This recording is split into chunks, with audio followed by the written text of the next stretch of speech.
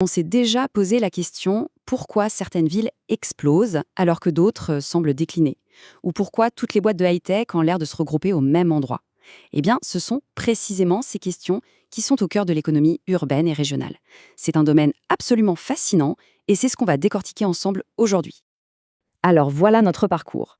On va d'abord voir pourquoi l'espace, qui a été ignoré pendant si longtemps, est en fait la clé de tout. Ensuite, on va retourner aux sources, aux théories pionnières. Puis, on ouvrira la fameuse boîte à outils des analystes d'aujourd'hui et on terminera avec le grand modèle qui explique cette dynamique entre centre et périphérie.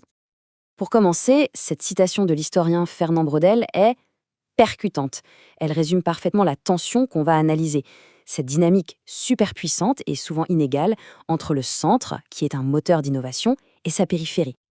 Allez, on attaque avec une idée qui paraît simple, mais qui est en fait révolutionnaire. L'économie a une géographie.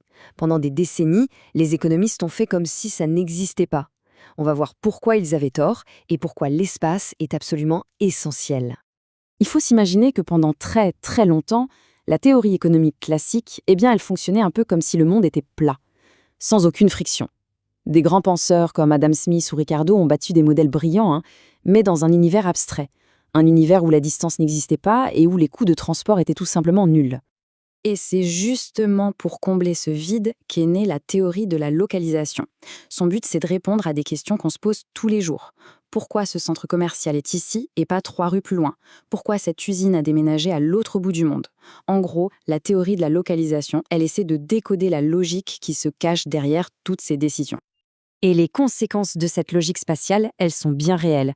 Regardez ce graphique. Chaque point, c'est une ville. On voit bien que la plupart des points sont au-dessus de la ligne. Qu'est-ce que ça veut dire? Ça veut dire que leur superficie, sur l'axe vertical, a augmenté plus vite que leur population, sur l'axe horizontal. C'est la définition même de l'étalement urbain, un phénomène qui redessine complètement nos paysages et qui pose d'énormes défis, que ce soit économiques ou environnementaux. Bon, maintenant, passons aux pionniers. Ceux qui, les tout premiers, ont essayé de mettre cette logique spatiale en équation pour la rendre compréhensible et même prévisible. Le premier de ces pionniers, c'est Johann Heinrich von Thunen. Au XIXe siècle, il a une idée de génie en observant les champs autour de sa ville. Il comprend que la valeur d'une terre, ça ne dépend pas que de sa fertilité. Le calcul est simple, le profit, c'est le prix de vente moins les coûts de production et surtout moins les coûts de transport. Donc plus on s'éloigne du marché, plus le transport coûte cher et plus ce qu'il appelle la rente foncière diminue. Ce tableau rend le modèle très très concret. Prenons par exemple le produit A et le produit E. Le A, il a une rente de départ qui est élevée, mais elle chute super vite avec la distance, à cause des gros coûts de transport. Le produit E, lui, a une rente plus faible, mais il est beaucoup moins sensible à la distance.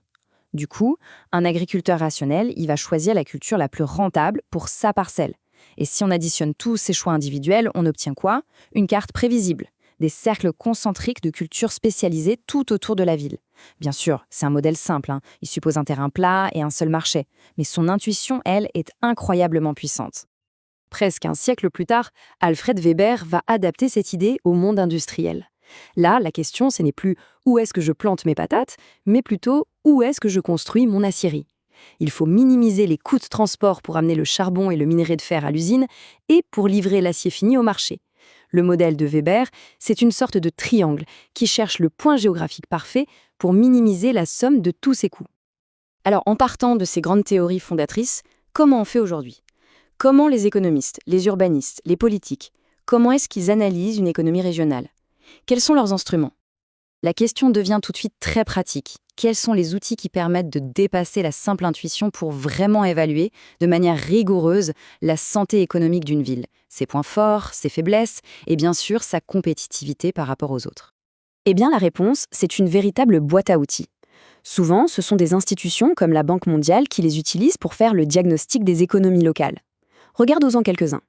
Le quotient de localisation, par exemple. Ça permet de répondre à la question « Est-ce que ma ville est spécialisée dans l'aéronautique par rapport au reste du pays ?» Si le chiffre est au-dessus de 1, la réponse est oui. Il y a aussi l'analyse structurelle résiduelle, ou shift share.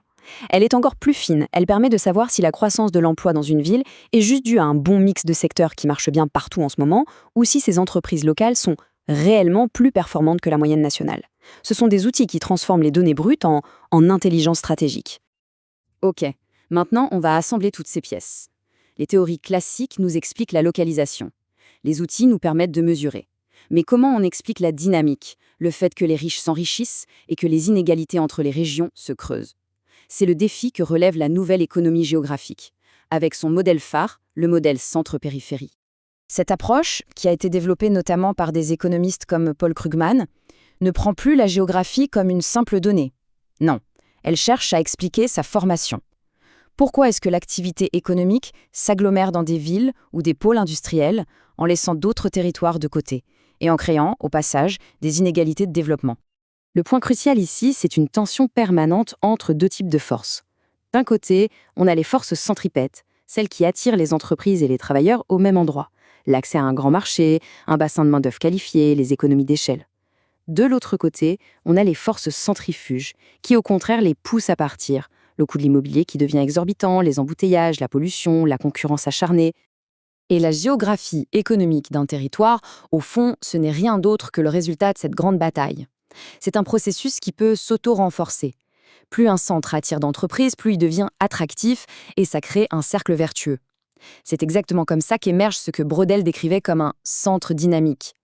Et à l'inverse, les territoires où les forces de dispersion gagnent ou qui n'arrivent tout simplement pas à enclencher ce cercle vertueux, eh bien, ils forment la périphérie. Ce qui nous amène à une toute dernière question, et elle est absolument essentielle pour l'action publique. Ce fossé entre un centre riche et une périphérie qui peine, est-ce que c'est une sorte de loi de la nature économique, une fatalité géographique, ou bien est-ce le résultat de nos choix et donc un défi qu'on peut relever avec des politiques d'aménagement du territoire plus justes et plus stratégiques ?